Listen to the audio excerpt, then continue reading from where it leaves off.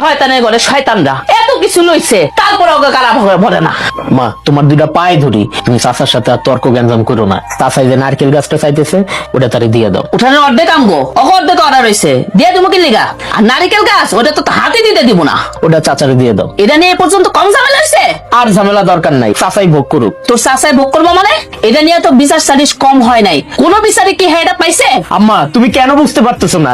এখন যদি এই নারকেল গাছটা আমরা ভোগ করি, চাচাই বাবার কবরের উপরে কোদাল চালাবো, তুমি স্ত্রী হয়ে কি এটা সহ্য করতে পারবা? আমিও সন্তান হিসেবে এটা সহ্য করতে পারবো না। আমার সামনে তো কও, তাহলে বুঝাই আমি ছেলা মুসল্লি মাইনসরে এমনি কয় না। মানুষ আমাগর খাওয়ায়ও না পড়ায়ও না। কিরে তুই কি কোনোদিন ভালো হবি না? সারা জীবনে হারামি থাকবি না? আমি কি তোমার পিছনে আগুন জ্বালাইছি? হারামি কইলা কেন? তুই ডেলি 3 আঙ্গুল করে আগাইতে আগাইতে দেড় রাত আমার ভিতরে ঢুকে গেছো। তারপর তুই এক কাম কর, আমার যে খেতে জায়গা জমি আছে এটা তুই খা, একটু বাড়ি ঘর আছে এটাও তুই খা, খালি বাজার সদার কয়টা পয়সা আছে না এই কয়টা আমার দিস। এইসব রং ঢঙের কথা বাদ দাও। আমি জমির আইল না পাইপা একটা কোপও দেই না। এইসব অসৎ কার্যকলাপ আমার মাধ্যমে হবে না। যদি খালি আমার জমিতে আর একটা কোপ দেস, ওই জমির কোপের লগে কিন্তু ওই জমির তোর কোপে তুমি। জমির মাপ বুঝো, কাগজ কলম কি জিনিস বুঝো? ফিতা সব সময় আমি রাখি, ফিতা ছাড়া মাপ ছাড়া একটা কোপও আমি দেই না।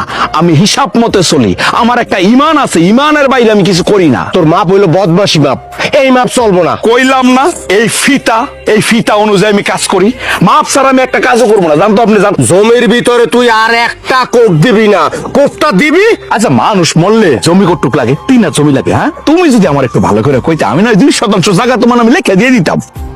বুবু, এই বুবু, কেমন আছিস তুই? আমি ভালো আছি আলহামদুলিল্লাহ। তুমি কেমন আছো আপু? আমিও ভালো আছি। বাবা গো, আমার বোনটারে কি সুন্দর লাগতেছে, কত দামি জামা কাপড় পরছে। আবার আসলে তুই তো সবসময় দামি জামা কাপড়ই পরস, আবার দামি গয়নাগাটিও পরস।